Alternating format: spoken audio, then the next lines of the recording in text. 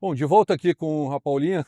Semana passada, no primeiro episódio, a gente fala da história dela iniciando no tênis, ela em Porto Alegre, depois ela acaba entrando na quadra para tomar uma decisão. Essa decisão acaba fazendo com que ela comece a fazer os cursos de arbitragem, toda a sequência, e a gente termina a primeira parte com ela ali chegando ao Silver Badge.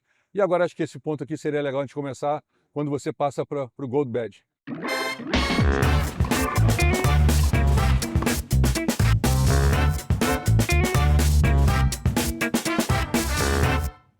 Como foi? Quando foi? O Gold Badge foi 2018, quando eu recebi o Gold Badge. Então, para mim foi muito emocionante, porque eu me tornei a primeira mulher da América Latina a receber o Gold Badge na história. Nem outra mulher tinha conseguido. E isso vai ser para sempre, né? Isso vai ser para Vai ter sempre. a segunda, a terceira, a quarta. É, Hoje são quantas? só eu. Ah, você é a primeira e única, então, Por enquanto, então, sim. então complementa a frase, né? Você não foi só a primeira. Não, eu não fui, mas obviamente agora a gente está com um projeto de mais mulheres Não, vindo. mas Mas eu sou a primeira e única desde então, e é que nos Estados Unidos já tiveram outras Golds, mas hoje em dia não tem mais. Então, eu fui a primeira da América Latina e sou a única atual de todas as Américas, uhum. sendo mulher. E para mim foi muito importante. Eu acho que quando eu comecei a arbitragem, eu nunca. Na época que eu comecei, não tinha internet, não tinha telefone, era tudo muito distante, Era o sabe? papelzinho, Era cepa, súmula. súmula. E também, eu digo distante de tu pensar e sonhar. Hoje em dia, tudo ali, as aplicações dos torneios, tudo online, é tudo muito fácil comparado ao que era antes. Antes eu te aplicava por fax. Queria para Roland Garros, tinha que fazer a aplicação, mandar por fax. Era uma coisa, parecia mundos distantes, sabe? Então eu comecei a arbitrar, nunca falei assim, ah, eu vou ser Gold Badge. Não tinha nem ideia o que era ser Gold Badge, eu não sabia nem o que era. Hoje em dia não, hoje em dia a arbitragem, quando tu começa, tu já sabe, a carreira é diferente. Eu acho que a internet ajudou muito isso nessa aproximação. Mas quando eu comecei, eu queria fazer torneio porque era legal, era meu clube, queria viajar o Brasil E você todo. sempre gostou de viajar. Eu sempre gostei de viajar. Eu acho que a É, arbitragem, tu tem que, é. para ser árbitro, tu tem que gostar de viajar. Ou de se entender bem e não dormindo em casa, né? Muita vezes, eu sinto falta da minha cama, do meu travesseiro. É por isso que é bom começar jovem, né? É, Que é. daí tu não tem essa mania toda. Não, eu acho que quem começa jogando, independentemente de depois ir para aquele lado que foi, mas eu hoje, desde quando eu sou bem mais velho que você, eu não tenho essa história da minha cama, do meu A travesseiro. gente não A tem. minha cama é a cama que eu vou dormir hoje, e se amanhã for outra, vai ser outra. E eu tenho que simplesmente me adaptar, que é o principal, acho, qualidade de todo tenista, que é a Sim, adaptação.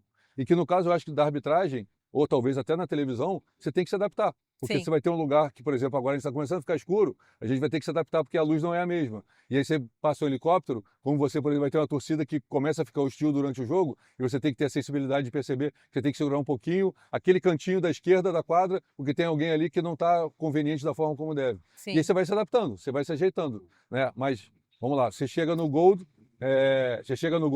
você é a primeira e hoje a única da América Latina, e chegando no Gold, o que que isso te leva? Para onde isso te leva? O que que você passa a fazer sendo Gold Badge? Sendo Gold Badge, tu pode fazer qualquer final de qualquer torneio do mundo. Tu chegou no ápice, no limite da arbitragem mundial, não tem mais para onde ir. São carreiras diferentes. Carreira de chefe de árbitros, carreira de referee, carreira de juiz de cadeira. São variações do mesmo trabalho, Do mesmo digamos. trabalho, mas são certificações diferentes. Então, na época eu sou Gold Badge, que eu posso ser chefe de árbitros. Na época eu sou Gold Badge de cadeira, que eu posso ser referee ou supervisora de um torneio. Eu tô no limite da certificação da arbitragem de juiz de cadeira, digamos assim. Então, para mim, foi uma emoção. Eu acho que é uma coisa que demora. Demora. Eu comecei a arbitrar em profissionalmente em 2004, recebi o Gold Badge em 2018. Né? Então, e demora, então é aquela coisa que tu vai batalhando, batalhando. Será que vai sair esse ano? Será que eu vou ser promovido esse ano? Trabalhei bem esse ano? Tive E avaliação? como você disse, você não aplica, você espera que Tu espera. você seja notada, reparada. Todo final de ano, as três entidades se reúnem e fazem. Eles pegam pelas notas. Vamos ver quantas avaliações a Paulinha tem. Ela tá. Precisa ter vagas ou não? Se você Não precisa ter foi bem vagas. avaliada, você é inserida mesmo Sim, que não saia ninguém. todo final de ano tem a retificação e também tem os árbitros que perdem o badge. Não é só ganha. Sim. Se tem árbitro que faz, né? faz a coisa errada, ou não faz o número mínimo de jogos que tem que Ou se fazer, aposenta também. ou se aposenta. Então tem baixas também de bad. Mas para você subir não precisa ninguém sair. Não. Pode todos ficarem e você subir também. Sim, porque na verdade quando tu sobe, tu não garante que tu vai ter vaga em alguma entidade. Uhum. Tu pode ser Gold Badge independente, né? Então tu vai aplicar para os torneios, vai trabalhar nos torneios grandes, porque, por exemplo, se eu trabalhar em um torneio menor, hoje em dia, os jogos não contam para mim como jogos que eu tenho que fazer. Uhum.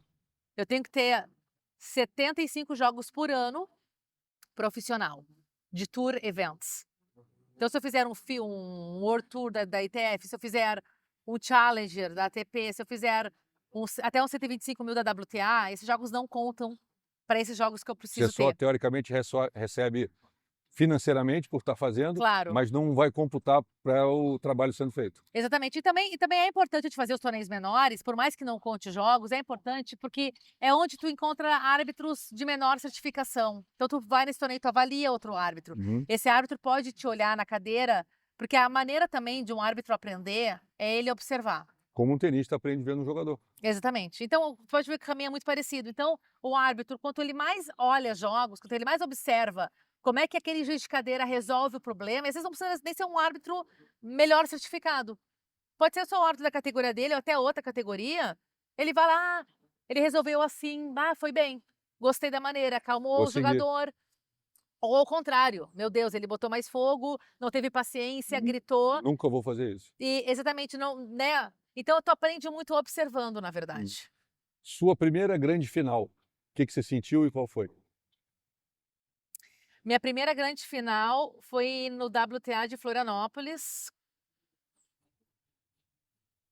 Foi 2015, se eu Aquele primeiro?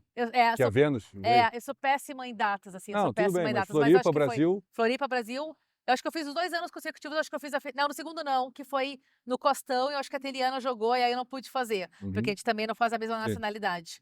Mas eu me lembro, o primeiro foi, eu acho que a primeira final que eu fiz WTA. Sentimento, sensação. Poder tá em casa, no torneio do teu país, né? A gente não tem, na quadra, quando a gente tá dentro da quadra, a gente não tem nacionalidade.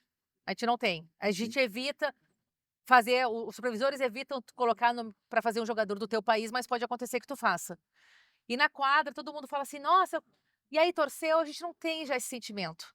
Não é, ai, coração frio, não, porque a gente já aprendeu não, a gente não consegue torcer, é engraçado. E o mais engraçado é que eu entendo exatamente o que você está falando, porque as pessoas, quando nos assistem na TV, falam, para quem que você está torcendo? E eu não estou torcendo, eu quero fazer o que eu tenho que fazer, comentar da forma como tem que ser feita, explicar da maneira como tem que ser explicado, e, sinceramente, não faz diferença. Se vai ganhar o Djokovic do Federer, se vai ganhar o Nadal do Murray, sinceramente não muda. Eu quero que seja um grande jogo e que, se o jogo estiver bom, que ele dure muito tempo e que a gente possa ter recurso e coisas para falar. Claro. Porque eu gosto de estar ali, como provavelmente você gosta de estar na cadeira, Claro. e que você quer desempenhar o teu papel, e eu quero estar ali falando para que as pessoas cada vez mais falem e gostem de tênis.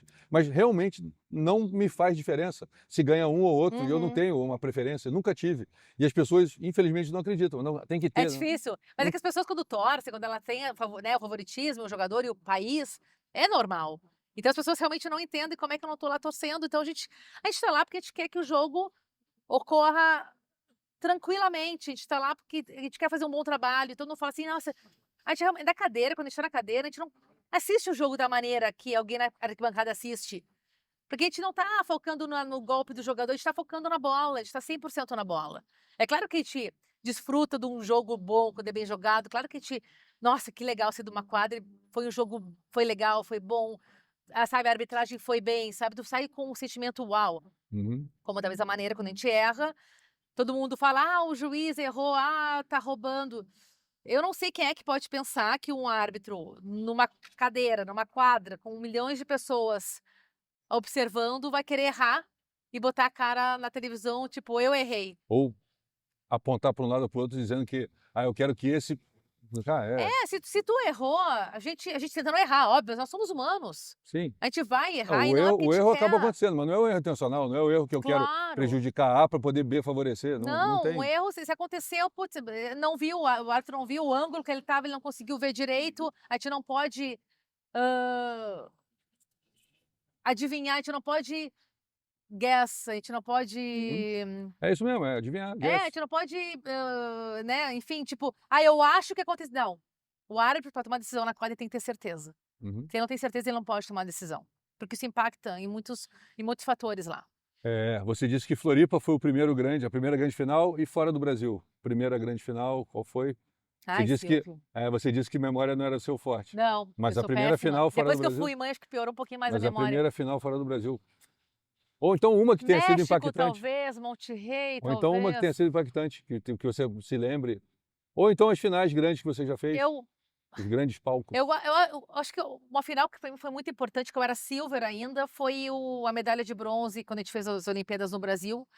Que foi, eu fiz 2 Olimpíadas só, fiz Uhum. uma de Londres, que eu era juíza de linha, 12 e 16. 12 e 16. A de 12, eu fiz a final na linha da medalha de ouro. Eu tava na linha, tava na base. Eu era Em, juíza de linha ainda, em Wimbledon. em Na Wimbledon, grama, na grama. Del Potro, masculino ou feminino? Masculino. Del Potro e Murray. Del Potro e Murray? Não foi Federer e Murray? Puta, agora que você Ô pegou. Silvio, não me... Murray sim, Bom, Murray campeão. eu tava na linha. O Murray ganhou ouro nas duas, O que eu sei é que eu seguramente. tava lá na linha. O jogo eu já não me lembro, eu tava na linha. E aí, eu fiz a de Londres e quando eu fiz a do Rio, eu já era silver. Então, o silver eu já podia, porque essa diferença também. Bronze faz linha. Silver e gold fazem cadeira. Uhum. Bronze pode fazer cadeira? Pode. Mas ele vai ser selecionado para os torneios, geralmente como juiz de linha. E aí ele ganha a oportunidade de fazer umas cadeiras no quali, nas primeiras rodadas. Isso dos Grand Slam. Uhum. Então, quando eu fui para as Olimpíadas, tu é bronze, tu vai ser como linha. Silver e gold, tu vai de cadeira. E aí o Rio de Janeiro já era silver. Então, eu fiz a medalha de bronze de simples do feminino. E esse jogo, eu achei um jogo sensacional, sabe? A arbitragem foi boa. Eu estava no Rio de Janeiro. Foi um jogo que me marcou muito. Foi um jogo que eu gostei muito de fazer e me marcou, porque acho que foi um dos primeiros maiores assim que eu fiz também. A gente está chegando no final. Eu tenho 2 perguntas aqui que eu tinha mais ou menos na cabeça. Com todos esses desafios, por tudo que você passou, você encarou um desafio duro, que é ser árbitra viajando e a Bethânia surgir. Como é que tem sido Eu acho conciliar a que Bethânia com WTA e o torneio? meu sonho sempre foi ser mãe. Eu nunca abriria a mão de ser mãe. Mas eu quis esperar o momento certo para isso. Eu já era gold, quando eu engravidei da Bethânia, eu já era gold. Porque eu cheguei no limite de onde eu queria chegar. Durante o percurso da arbitragem, quando eu fui bronze, silver, eu falei, não, agora eu quero ir até o fim, eu quero chegar lá. Quando eu cheguei lá, eu falei, ok, quero ser mãe. Então a Bethânia, na verdade, né, eu e o Fábio, a gente sempre viajou juntos. Hoje em dia a gente viaja separado.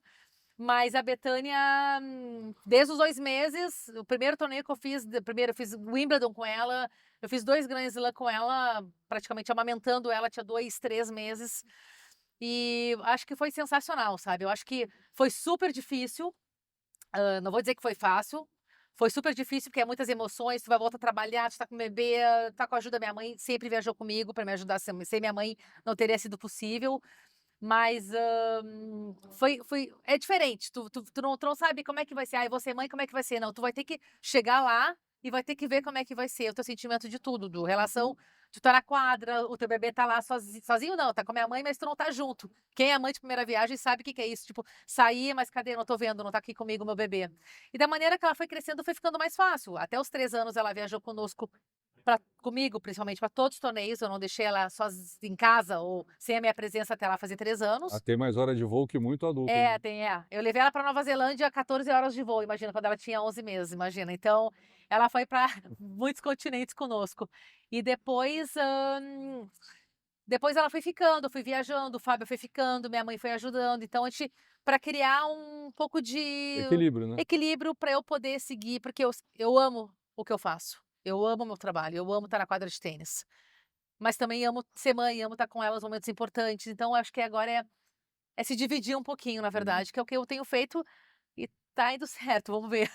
E para fechar, um sonho para você, Paulinha, ainda na profissão, como árbitra, um sonho que você tenha.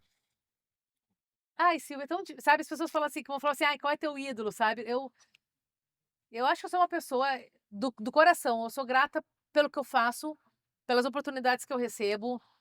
Eu não vou mentir, dizer, ai, eu tenho o sonho de fazer a final de Roland Garros. Não, não sei, não, é diferente. Não que eu não queira fazer, não que eu não vá me encher de orgulho de fazer uma final né, um WTA, já fiz a final de Indian Wells, já fiz a final de Cincinnati. Gosto, são oportunidades, eu não sei te explicar, não é uma coisa que fala assim, ah, não, eu tô focando isso aqui na minha vida, na minha carreira. Não, eu acho que eu já cheguei aonde eu queria chegar. As oportunidades que foram aparecendo, eu fui curtindo, fui vivendo elas pouco a pouco. Meu sonho da vida era ser mãe, na verdade, que era o sonho da minha vida. Eu acho que posso dizer que eu sou muito grata de tudo que eu já colhi até agora e o que vier para mim é lucro e só felicidade. Paulinha, parabéns, Obrigada. obrigado. É uma honra ter você aqui, uma Não, honra uma honra poder ser convidada para esse programa. ter contado um pouco da tua história. Tem muito mais, mas eu acho que a gente conseguiu passar um pouquinho de quem você é para as pessoas conhecerem. A gente vem na cadeira, te vem atuando, mas não conheciam como é que começou. E a ideia desse canal nada mais é que trazer um pouco da história das pessoas e a maneira que eu estou encontrando de homenagear vocês. Trazer a Obrigada. história de vocês para que o Brasil todo possa conhecer do meu jeito, da minha maneira. E te agradeço pelo carinho de sempre. Te agradeço, desculpa pelo champanhe que não veio. Mas daqui a pouco chega. Mas a homenagem é no dia do seu aniversário, a gente está Obrigada. trazendo você aqui. Pessoal, Paula Vieira Souza, contando um pouquinho da história dela. Que vocês tenham gostado. Obrigado. Continuem compartilhando, se inscrevendo no canal. Valeu. Tchau, tchau. Obrigada. Tchau, tchau, Silvio.